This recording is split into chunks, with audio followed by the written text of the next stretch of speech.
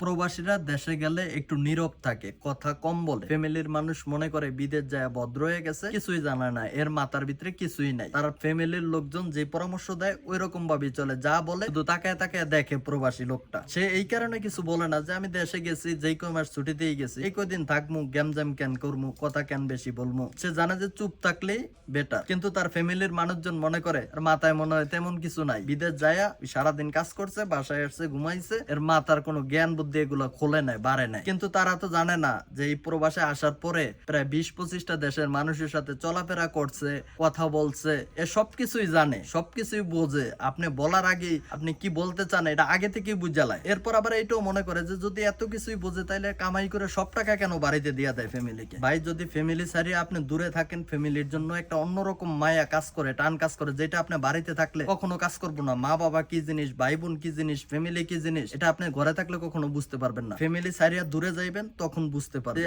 আপনি যতই বই পড়েন আর যতই যা করেন বাংলাদেশে থাইকা, যতই জ্ঞান অর্জন করেন, এই প্রবাসে আসলে আপনার মাথার ভিতরে যে একটা জ্ঞান হবে ওইটা আপনি বই পুস্তকে পাইবেন না, টাকা দিয়ে কিনতেও পারবেন না।